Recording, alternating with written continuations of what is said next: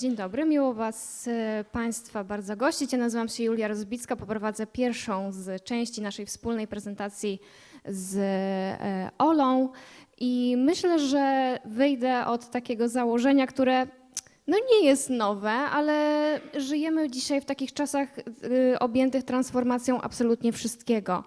Nie tylko gospodarczej, ale także takich naszych bliskich sfer życia, typu, nie wiem, komunikacja, sposób uczenia się, ale nie omija to również rynku pracy. Szanowni Państwo, rynek pracy w dniu dzisiejszym nie jest już takim rynkiem pracy, który był nam powszechnie znany i określany mianem rynka pracownika lub rynku pracodawcy, przepraszam. Jest to rynek dopasowania i mówią o tym twarde dane. W Polsce aż 66% organizacji ma trudność w obsadzeniu stanowisk pracy nowymi pracownikami o pożądanych kompetencjach. Rynek dopasowania to jest rynek dopasowania kompetencji do tego, jakie wyzwania stawia przed nami pracodawca. 63% pracodawców wskazuje luki kompetencyjne jako główną barierę transformacji w biznesie w latach 2025 do 2030 roku. Zatem dzisiaj tak naprawdę pracodawcy pierwszorzędnie patrzą na kompetencje, a gdzieś tam te dyplomy schodzą na drugi plan, co nie znaczy, że nie są ważniejsze. Jak wygląda sytuacja w Europie? O tym już wcześniejsi mówcy mówili całkiem sporo. Sytuację regularnie monitorują różnego rodzaju agencje i instytucje, takie jak Europejskie Centrum Rozwoju Kształcenia Zawodowego, czyli CEDEFOP. Z raportów wiemy już od dawna, że transformacja i cyfryzacja pociągają za sobą konieczność stałej aktualizacji umiejętności. Mówimy o konieczności upskillingu i reskillingu. Główną barierą wzrostu są luki kompetencyjne, które dotyczą przede wszystkim sektorów technicznych, ICT czy ochrony zdrowia. I też hasło, które znamy i powtarzamy już od dawna, edukacja nie nadąża za zmianą technologiczną. Unia Europejska poszukuje wielu odpowiedzi, mówiła o tym pani profesor. Jedną z odpowiedzi na te wyzwania jest nowa strategia Union of Skills, której celem jest stworzenie silniejszych i bardziej elastycznych systemów edukacji i szkoleń w Europie. Chodzi tutaj także o ułatwianie mobilności, wzajemnego uznawania kwalifikacji, a także przyciągania do Europy talentów z państw trzecich. Tak, tutaj jeszcze wrócę wcześniej do tego, co powiedziałam, że pracodawcy w obecnym rynku pracy głównie właśnie stawiają na te kompetencje. Mówimy o tym rynku dopasowania. I to dosyć diametralnie zmienia naszą sytuację, z którą musimy się zmierzyć. Nie tylko jako osoby poszukujące pracy, ale też jako osoby, które pomagają tą pracę znaleźć i pomagają w ogóle budować młodym ludziom swoją świadomą ścieżkę rozwoju. Dzisiaj tak naprawdę pytanie, które kiedyś bardzo często padało na rozmowach rekrutacyjnych, jakie pan ma wykształcenie, czy jaki pan posiada dyplom, tak naprawdę przeewoluowało na pytanie, jak pani kompetencje mogą zapracować na sukces naszej firmy. Tak naprawdę mamy do czynienia z takim pewnego rodzaju wyparciem tej rekrutacji opartej na dyplomach na rekrutację opartą o kompetencje. Czy mogę poprosić? I mówi to nawet Organizacja Współpracy Gospodarczej i Rozwoju, że właśnie takie podejście z naciskiem na priorytet kompetencji zastępuje tą selekcję opartą na dyplomach i jest to bardzo wyraźnie zaznaczone w procesach rekrutacyjnych, które odbywają się w wielu firmach i firmy głośno o tym mówią, że dla nich na obecnym rynku pracy brakuje po prostu osób, które mają odpowiednio dopasowane kompetencje. I tak naprawdę co teraz? Co w momencie, kiedy firmy pytają o to doświadczenie? Bardzo często młodzi ludzie, w ogóle osoby, które poszukują nowego zatrudnienia, czy też chcą po prostu z jakiejś zmiany zawodowej, mają takie przeświadczenie, że kurczę, nie wiem, czy to jest dla mnie. Nie wiem, czy nadaję się do tego, nie wiem, czy posiadam takiego rodzaju doświadczenie, czy też kompetencje. Bardzo często, kiedy rozmawiam z młodymi ludźmi, zazwyczaj ze studentami, również pojawia się takiego pewnego rodzaju przeświadczenie, że słuchaj, wiesz, ja nie robiłam nic takiego. Ja nigdy nie pracowałem zawodowo, nigdy nie robiłem nic konkretnego, nie mam tego doświadczenia, co ja mam zrobić? I drodzy Państwo, moją jakby taką największą puentą jest tego, że to nie chodzi o to, że nam czegokolwiek brakuje, bo nam nie brakuje tak naprawdę niczego. Kluczowe jest tutaj zbudowanie tej świadomości w tych młodych ludziach, że oni całe swoje życie pracują na to, że pracują na swój jakby ten dorobek zawodowy, ale z tej strony takiej kompetencyjnej, że oni całe życie te kompetencje zdobywają. I chodzi o uświadomienie ich, że na przykład, nie wiem, wykonywanie jakichś prac wolontariackich, uczestnictwo w kołach naukowych, odbycie praktyk zawodowych, staży, uczestnictwo w jakichś, nie wiem, kołach naukowych, to już jest ich ogromny bagaż doświadczeń i ogromny bagaż kompetencji, który później mogą przekuć na to swoje doświadczenie zawodowe. Tylko jak to zrobić? Bo tutaj pojawia się pewnego rodzaju problem, że nie tylko osoby, które poszukują pracy, borykają się z takim wyzwaniem zidentyfikowania tych kompetencji, nazwania ich i w ogóle jakiegoś, powiedzmy, sformalizowania, ale także osoby, które z takimi młodymi osobami współpracują. I tak naprawdę tutaj w tym momencie wychodzi właśnie naprzeciw narzędzie, jakim jest Europass, które jest cyfrową platformą online, która umożliwia stworzenie CV, listu motywacyjnego oraz kompletnego cyfrowego profilu w ponad 30 językach, uznawanego nie tylko w Polsce, ale i w całej Europie, który pozwala właśnie tym ludziom przekuć te kompetencje zdobywane przez całe życie na język zrozumiały dla pracodawcy i przede wszystkim dla rynku pracy w całej Europie. To jeśli mówimy o narzędziach, ale potrzebujemy też pewnego rodzaju nawigacji, jak to robić, bo wiemy, że mamy już coś, co pozwoli nam sformalizować te rzeczy, ale od czego zacząć?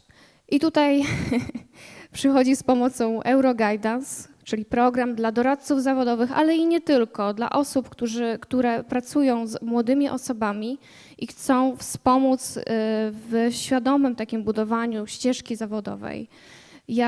Poprzez darmowe webinaria, szkolenia, konferencje, seminaria, tak jak dzisiaj się tutaj na przykład spotykamy. Są to sprawdzone materiały merytoryczne, opracowywane bardzo często przez naszych ambasadorów, bo program Euroguidance ma już 3. rok. Program ambasadorski, który prowadzą praktycy rynku pracy w takich newralgicznych punktach, bardzo też takich, powiedziałabym kolokwialnie, topowych tematach podejmowanych, czyli ekspert od rekrutacji, ekspert od budowania marki osobistej, od kompetencji przyszłości i zrównoważonego rozwoju, ale także działania, które pozwalają dzielić się tymi dobrymi praktykami z Polski i całej Europy.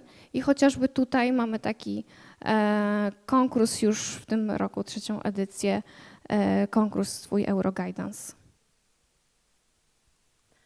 Teraz ja opowiem Państwu kilka słów na temat działalności Krajowego Zespołu Ekspertów do Spraw Kształcenia i Szkolenia Zawodowego EWET. Zespół EWET współpracuje z Krajowym Centrum Europass i Euroguidance już od 5 lat i po raz kolejny współorganizujemy Forum Edukacji Zawodowej. Na początek, kim są eksperci EWET? Jest to grono specjalistów powołanych przez Ministerstwo Edukacji Narodowej i Ministerstwo Nauki i Szkolnictwa Wyższego. Eksperci pracują po to, aby edukacja zawodowa była nowoczesna, praktyczna i otwarta na świat. W gronie ekspertów mamy specjalistów i praktyków, nauczycieli przedmiotów zawodowych, egzaminatorów OKE, doradców zawodowych, specjalistów do spraw kwalifikacji, systemu edukacji czy rynku pracy. Tutaj pan profesor mówił o wokacjonalizacji szkolnictwa wyższego. Eksperci zajmują się też tematami takimi jak krótkie formy kształcenia czy mikropoświadczenia. Ta różnorodność kompetencji pozwala nam działać w obu obszarach, w obszarze oświaty i szkolnictwa wyższego, a także przygotować wsparcie na miarę państwa potrzeb. Głównym celem zespołu ekspertów EWET jest wspieranie jakości edukacji zawodowej. Eksperci promują europejskie narzędzia na rzecz kształcenia zawodowego, a także uczenia się przez całe życie, o którym dzisiaj też cały dzień rozmawiamy. Wspierają beneficjentów programu Erasmus+ w przygotowaniu dobrej jakości projektów mobilności i współpracy międzynarodowej, a także wspierają władze krajowe i instytucje w rozwijaniu edukacji zawodowej zgodnie z potrzebami rynku pracy. Cele te realizowane są przez szereg działań. Promujemy mobilność edukacyjną, koncentrujemy się na efektach uczenia się. Uważamy, że mobilność jest kluczowym elementem praktycznej nauki zawodu. Eksperci prowadzą wiele działań na rzecz podnoszenia kompetencji nauczycieli. Niedługo pokażę, jakie są to działania. Prowadzą doradztwo edukacyjno-zawodowe. Wspierają także współpracę edukacji i biznesu. Promujemy ponadto inicjatywę Skills Poland, a także działamy w obszarze RAM i systemów kwalifikacji.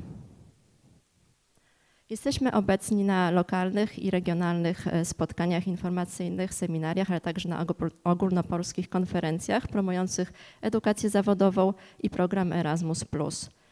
Cyklicznie, tak jak już wspomniałam, współorganizujemy Forum Edukacji Zawodowej we współpracy z Centrum Europass i Euroguidance. Działania szkoleniowe ekspertów są skierowane do różnych grup odbiorców, w tym nauczycieli, uczniów, a także doradców zawodowych.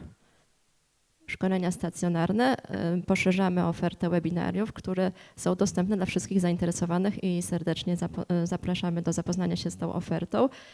Tutaj mamy przekrój tematów. Są to tematy ważne dla edukatorów, takie jak skuteczne ocenianie, wykorzystanie grywalizacji w edukacji czy pracy metodą projektu.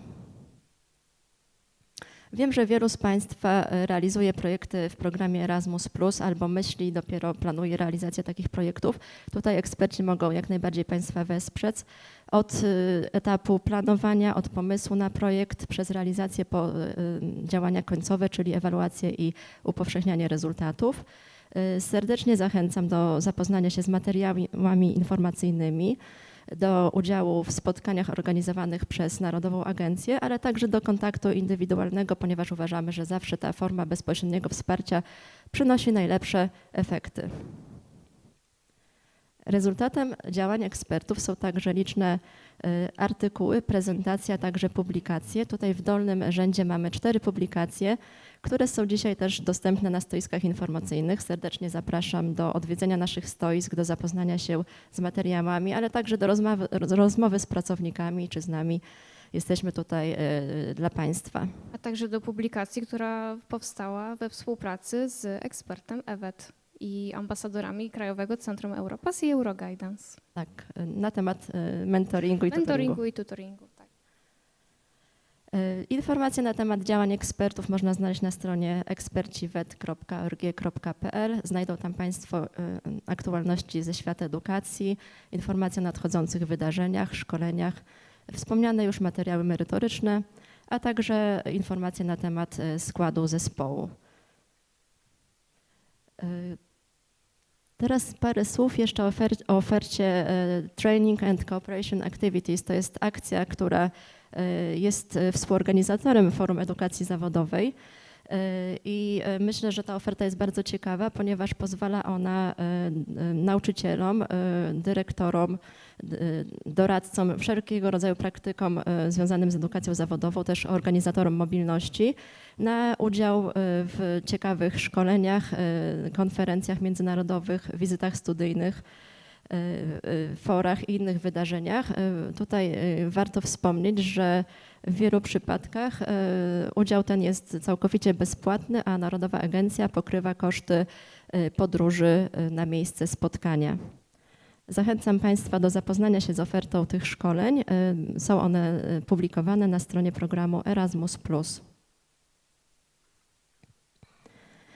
Na zakończenie pozostawiamy namiary na zespół EWET i Krajowe Centrum Europass. Zachęcamy do kontaktu mailowego przede wszystkim. I ja dziękuję bardzo Państwu za uwagę. Ja również dziękuję.